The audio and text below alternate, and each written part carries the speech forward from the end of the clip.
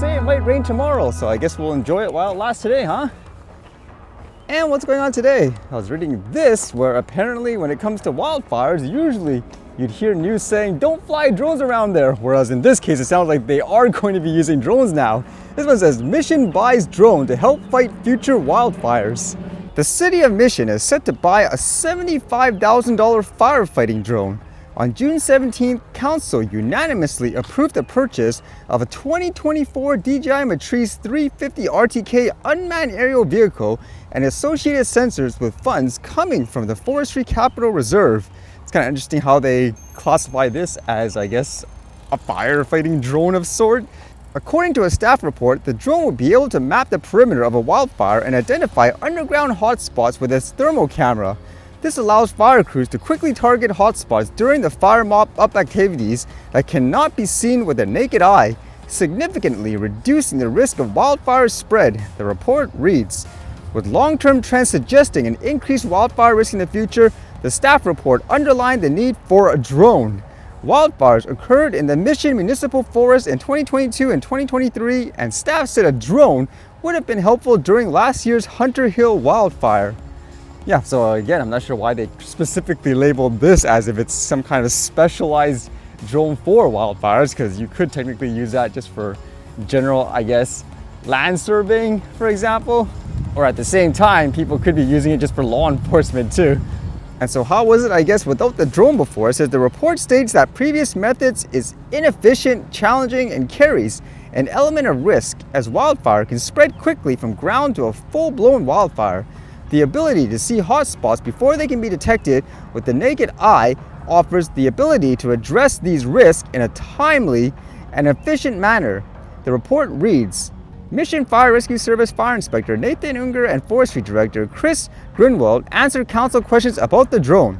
Unger says the drones can help the department assess fire intensity, growth and direction, allowing for efficient allocation of resources. It could also assist with the rescue efforts as well, Unger said. The funding also includes training for 6 individuals. Once training is complete, the drone could be available in the field. I would have thought with the headline initially, the drone would have been able to do something, for example, such as launching some kind of water or material to actually douse the fire in certain spots. That would be an actual, in my opinion anyways, a firefighting drone per se, but if it's more efficient, why not? But at the same time, again, it's one of those themes where officials, I guess, can use it around the areas and it's great and all that, huh? All of a sudden. Although with officials using drones, I guess the story of that continues. How about this one? This one says, RCMP says drones were game changer in Rice River Canyon hiker rescue. The RCMP is calling its drone expansion as a success after one of the unmanned aerial vehicles was used to help rescue stranded hikers in Rice River Canyon this month. It really did a great job, and honestly, I don't know if it would have turned out as well if we didn't have that piece of equipment there, said Superintendent Devin Poot with the Saskatchewan RCMP. The RCMP said the 4 hikers called for help on a cell phone with a satellite function on June 16th after their hike turned dangerous when water levels rose by 3 feet overnight. While the hikers were experienced, the RCMP said they weren't able to return on their planned riverside route due to the conditions. Pooh said one of the RCMP's aerial drones helped find the hikers, leading to a quick rescue. It's one of those topics I brought up where I personally think when it comes to hiking and so forth, a drone should be considered in many ways an essential tool of sort, where if you get lost, you can fly it up in the air and say, oh, there I am.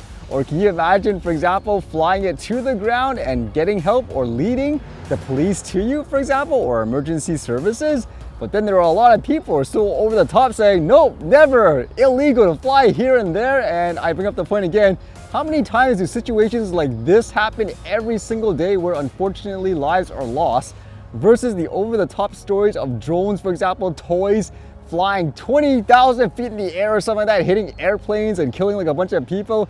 And this was going around the news a lot, where apparently the Wikileaks founder has been, I guess, released, and it's going to stir a lot of, I guess, heated tension between people who don't like the stuff that he releases out there information-wise. It says, plane believed to be carrying Assange lands in Thailand. US officials reach an agreement with Assange to plead guilty to 1 felony. So as it says in the Wikileaks, I guess, post here, it says Julian Assange is free.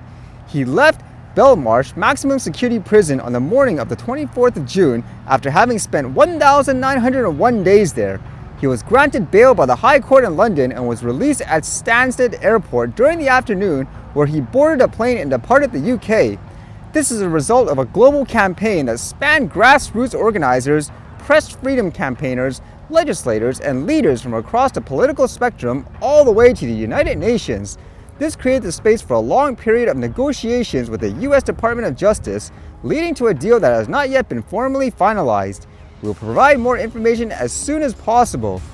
And a little bit of an explanation in terms of what happened and all that. It says, after more than 5 years in a 2x3 meter cell, isolated 23 hours a day, he will soon reunite with his wife Stella Assange and their children, who have only known their father from behind bars.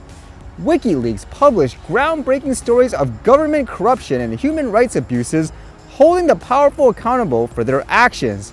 As editor-in-chief, Julian paid severely for these principles and for the people's right to know. As he returns to Australia, we thank all those who stood by us, fought for us, and remain utterly committed in the fight for his freedom. Julian's freedom is our freedom. So that's kind of interesting. He actually has like a lot of information that, let's just say, is true. I can imagine that being accurate, where if you're someone in that position of corruption, you don't want the information to get out, and so you'll try your hardest to suppress the person and all that. So let's see what happens afterwards. Kind of an interesting revelation, I guess.